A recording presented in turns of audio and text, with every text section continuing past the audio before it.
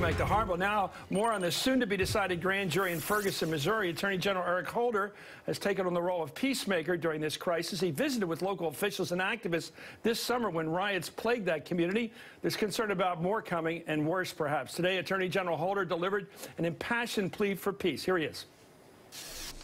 Peaceful protest has been a hallmark and a legacy of past movements for change, from patriotic women who demanded access to the franchise to the civil rights pioneers who marched for equal rights and equal justice. Americans exercising their First Amendment right to free assembly should look to those examples as they work to bring about real and lasting change for themselves and for future generations. Now, of course, I recognize that progress will not come easily, and long simmering tensions will not be cooled overnight. These struggles go to the heart of who we are and who we aspire to be, both as a nation and as a people. And it is clear that we have a great deal of important work still to do. What a great Attorney General way. The roundtable tonight joins us U.S. Congresswoman Karen Bass. She's a Democrat from California, from the neighborhood near here. And Ted Johnson, senior editor at Variety, which is the show business mag. Actually, it's a daily. And Jerry Parsky's the chairman. He was chairman of the George W. Bush presidential campaign out in California. More importantly, a good friend of mine. That's why he's here. But he knows his stuff, and he's a moderate Republican. We don't have enough of you guys. Anyway, Congresswoman, right. I shouldn't be laughing because this weekend could present anything. Yeah. You have a message now. What is it to people? Well, the same message as Attorney General Holder, which is peace. And I am hoping that regardless of what the decision is that the people in Ferguson will understand that this is going to be a long struggle. And so peaceful protests, and you know, we're concerned in Los Angeles as well. I'm having a press conference tomorrow with the president of our city council because I was here when the Rodney King verdicts happened. Yeah. And I know what that destruction brings about. We still have vacant lots in Los Angeles from 1992. I don't want to see that happen in Ferguson. Yeah. What do you think? Well, it's interesting. I think how's this going to play out, do you think? Do you think they've got the ability, the finesse, if he's not indicted, Officer Darren Wilson? That's the trouble. Right. If he's not indicted, do you think they have the ability, based upon their performance so far, to explain why not, to have the grand jury, maybe a couple of them coming forward, explaining why they didn't act this? They think the guy was justified, if that's what they decide. Explain it so that people who are listening will at least hear it. They may not go with it, but they'll at least hear the argument. I actually think the more disclosure, the better. As you were talking about earlier in the show, they've got to release what evidence were they seeing, what were they looking at, how did they come to that decision? I mean, it's a little difficult because grand juries usually don't do that. There's usually at least a delay when they release any of that information. I think the quicker they get that information out there, the more it'll actually diffuse the situation. Jerry, there's a couple of, we've got all these leaks, of course, and some of them may come from the prosecutor. We don't know where they're coming from, but they sound 7 African-American witnesses said the guy had his hands in the air.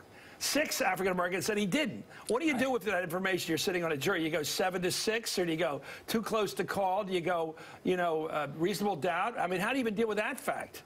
Well, first, I'm not a big fan of when lawyers should be speaking out, but in this case, once a decision is made, I think there's a responsibility for the legal community, leadership in the legal community, to speak out and explain the process, because we're a country of laws, and if those laws are adhered to and due process is given, the legal community of all different persuasions should speak out. But what do you do when you have a jury which has only 3 minorities on it? Well, and it's fraught with racial aspects. Well, there's that, and there's also the question of the prosecutor, which people don't trust because of what his particular history has been. Yeah. And so, well, his father was killed by an African-American. There's a suspicion he might have an attitude, right? Right, and he wouldn't step aside. And then there's the general governance in Ferguson as well. I mean, 67% African-American. But who would he step aside for? That is the tricky question. Who would he say would be? You're almost having the. Well, I don't want to get into this case. I said I'm not getting into it. I'm not getting into it. I pull back. But 67% African-American in Ferguson, and very little African-American leadership. Vote! 5 African-Americans. Can I give a speech? Vote. Right. No, I'm with you. I know you are, because you got elected. That's what counts. Get elected. That's right. One thing that I can't... And by the way, the police forces, these traditions 5 police officers. Well, you know, I know in Philly and places like New York, you know, you have a lot of people that families join the police force. They apply early. They come out of high school. They apply. The tradition of applying. Why aren't there more African-American police officers? It's an honorable profession. It's especially good if you come from the community. Well, we did have that problem in Los Angeles. And, you know, L.A.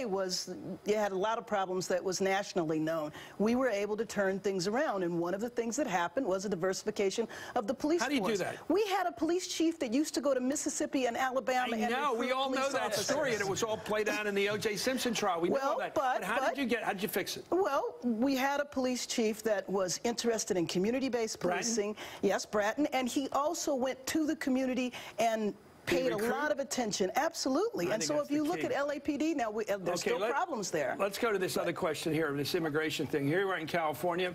Immigration, it used to be a Spanish colony out here, right? We all know. I mean, way back when. I grew up in Zorro. You know, I know all this. It's got a long history of Spanish names. Everything's named Spanish out here, you know? Right? Yeah, so it's not new. We're a couple blocks away what does from California know? You're California. Everybody's California here. Yeah. You're former Connecticut. What does California know about relations with people, some of them who have legal documentation and some don't? And how's this going to, how do you build a community that's based upon that mixed history? Well, first of all, I think what happened in California, there's all this expectation that it's going to happen in the rest of the country. After Prop 187 passed in 1994, it really kind of blew up in the face of the Republicans. Don't get too nasty with immigrants. That was that message. That was the message. That was the message. No, he taught me that. Jerry said, don't do that. But you know who else told me? John McCain. Because the Republicans lost Arizona in 1996. What about Pete Wilson? What did he do? Well, but you know, when you think about California, 50% of Los Angeles County is now Hispanic. By 2020, 2022, the state will be. The demographics of California have changed. Children? But children? Yes, children. But the most important thing is California is like the country. They believe in legal immigration. They're for legal immigration. I've seen the stats among the Hispanic community. Very, very surprisingly strong support for toughness. And also, California is diverse in other areas as well. I mean, the Asian population is one of the fastest immigrant growing populations. We also Who's grabbing them politically? Who's grabbing them? Actually, it's a mixed bag. The Vietnamese are Republicans, well, right? Vietnamese are. But however, if you look at the presidential election, Asians overwhelmingly supported Obama. Okay, thank you. The entire community would be that way. We got to go. Okay. You got to keep fighting for the people. The roundtable's coming back to talk about Hollywood's obsession with Washington these days. We got an expert here from Variety. Why was it so uncool to make a movie or a TV show about politicians 5 years ago? Now it's the hottest thing in the world. It's like cowboy movies used to be on television, like Gunsmoke. Anyway, this is Hardball.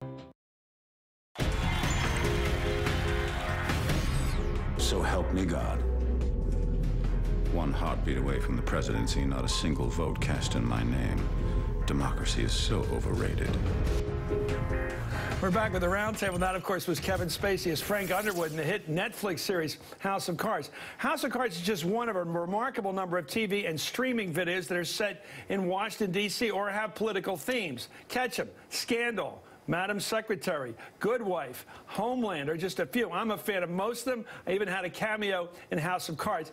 I'm back now with the roundtable, U.S. Congresswoman Karen Bass. And first names Ted Johnson and my friend Jerry Parsky. Ted, what's going on? Why is Hollywood hot and it never was before? Why is Hollywood hot for Washington? It used to be you wouldn't touch politics with a 10-foot pole, and now not only do you have all these ratings shows, for politicians are down to 20, it's become. Why now is it? Because it's all negative. Washington, yes. Is that it? But no.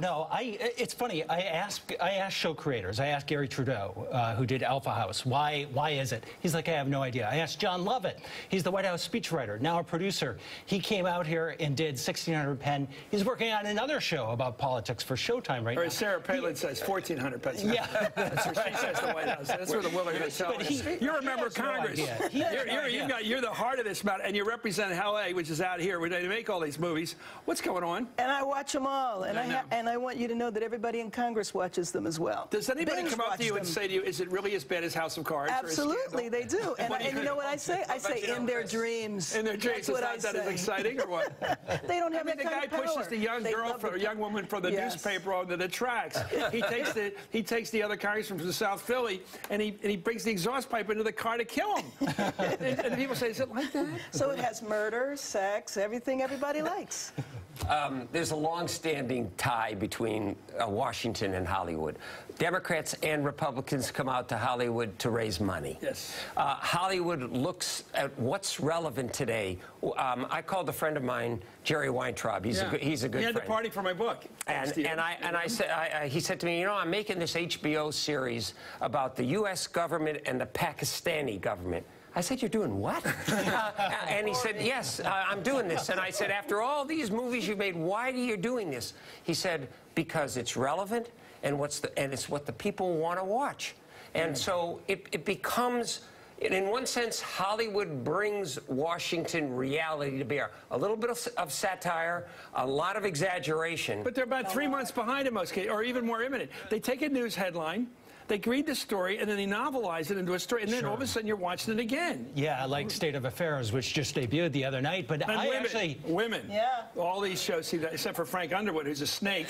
I actually think what it took was a lot of new distribution outlets. It took the Netflixes, the Amazons, cable channels getting into original programming to take a chance on this and kind of break through the whole idea. We don't do stuff here, by the way. We need a cosmology. We want to know why we're not watching Bonanza anymore. Anyway, thank you. Bonanza, by the way, knocked off Ronald Reagan. Anyway, thank you, Ted Johnson. Thank you, Congresswoman Karen Bass from out here and Jerry Parsky from out here. When we return, let me finish with the president's call today for Republicans to pass a bill.